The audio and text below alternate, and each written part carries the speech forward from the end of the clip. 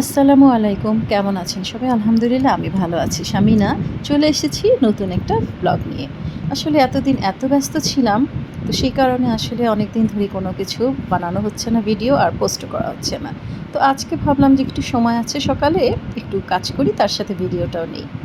এই যে একটা বক্স দেখতে পাচ্ছেন, এই বক্সটা কি দারুণ সুন্দর তাই না? রেড কালারে, আবার এখানে কাঠ দিয়ে কাজ করা। এটা কিন্তু আমরা পেয়েছি চায়নাতে যখন গিয়েছিলাম গুয়াংজুতে বিজনেস ট্রিপে, তখন একজন ডেলিগেট আমাদেরকে গিফট করেছিল। এটা কিন্তু ওখানকার মানে অত্যন্ত পপুলার একটা যে কেউ গেলে ওখানে ওরা গ্রিন টিটা গিফট করে। তো যাই হোক, অনেক দামি একটা গ্রিন টি আমাদেরকে ওরা গিফট করেছিল, আবার আমাদেরকে ডিনারও করিয়েছে। তো তখন এটা নিয়ে আসার পরে আমি বক্সটা থেকে আনপ্যাক করে রেখেছি ছোটো ছোটো কন্টেনারে আমার সবগুলো গ্রিন টি, বাট বক্সটা রেখে দিয়েছিলাম। এত সুন্দর দেখতে, মানে ফেলতে ইচ্ছে করছিল না। মেয়েদের তো কাজই এটা, সব কিছুই গুছিয়ে রাখি।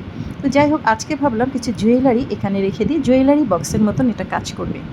এত জুয়েলারি হয়ে গেছে, সবই আমি জুয়েলারি বক্সে আলাদা আলাদা করে রাখি, বিভিন্ন ছোটো ছোটো বক্সেও রাখি। বাট এগুলো এত বেশি এক্সেস হয়ে গেছে, শাড়ির বক্সে রাখতে হয়েছে। এখানে পার্লের জিনিস আছে, গলার কানের, তার সাথে আবার আছে স্টোনের জিনিস, তার সাথে মেটাল জিনিস। মানে এত জিনিস হয়ে গেছে। আর এত জিনিস আমি মানে পড়তে পছন্দ করি, সব সময় আমার কাছে এই টাইপের জিনিস ভালো লাগে। আর পার্লের জিনিসগুলোর তো কথাই নেই।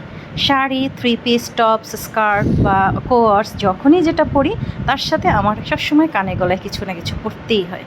তো যাই হোক, এত এত জিনিস হয়ে যাওয়াতে সেগুলো তো আবার অর্গানাইজ করেও রাখতে হয়। আর দেশ থেকে আনা, বিদেশ থেকে আনা, বিভিন্ন মেলা থেকে কেনা বা গিফট পাওয়া। আমার আসলে কি সবসময় আমার স্বাস্থ্য খুব ভালো লাগে, এটা সবাই অবশ্য আমার ভিডিও দেখলেই বুঝতে পারে।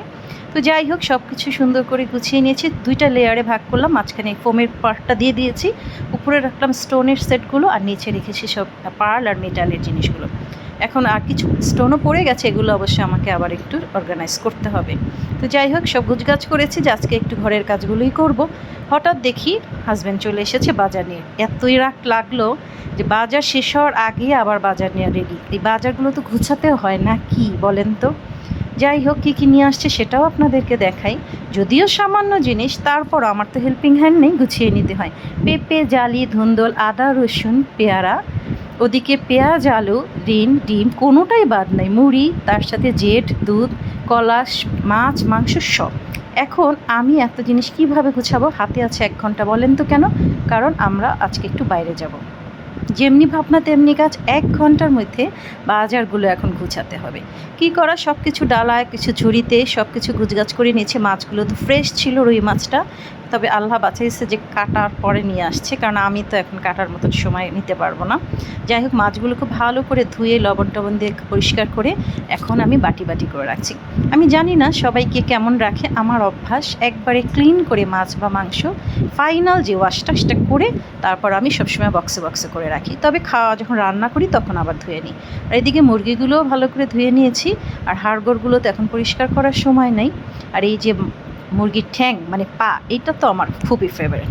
যখন আমি লটপট রান্না করি বা বুটের ডাল দিয়ে, তখন আমি এই হাড়গোড়গুলো রান্না করি।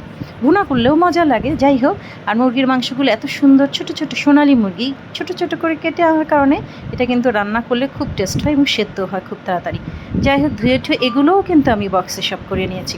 মাছ, মুরগি সব সময় আমি বক্স করে রাখাটা পছন্দ করি, ঝটপট ফ্রিজ থেকে বের করে আবার রান্না করা যায়, মানে একটার সাথে একটা লেগে থাকে না। পলিথিনে আবার এই ভেজালটা হয়। তো যাই হোক, আর কিছু নিয়েছি রান্না করার জন্য। ঠিক তখনই দেখি বড় ভাবির ফোন। বলেন কী করি, ফোন ধরবো না রান্না করব। যাই হোক, ফোনের কাছে চলে এসেছি। ভাবি বলছে যে আজকে আমার দেবর, যেই দেবরটা আমার জুলাই মাসে মারা গিয়েছিল, সেই দেবরের আজকে ছেলের বার্থডে। আমি অবশ্য সকালেই নোটিফিকেশন পেয়েছি, তো ভাবছিলাম যে ওকে একটু সারপ্রাইজ দেবো বা ফোনে একটু কথা বলবো। তো ভাবি বললো যে চলো আমরা সবাই মিলে একটু ওদের বাসায় যাই। কোনো তো প্রোগ্রাম না, আর বার্থডে তো পালন করার কোনো চলই আমাদের নেই। দোয়া দুরুদ পড়ানো হয় আর নিজেরা একটু ভালো মন্দ খাওয়া। আর এখন তো সেই মন মানসিকতাও নাই। তো যাই হোক, ভাবি বললো চলো হোমমেড যে যা পারি কিছু কিছু বানিয়ে নিয়ে আমরা যাই, আর বাকি তো জিনিস কিনে নিয়েই যাব।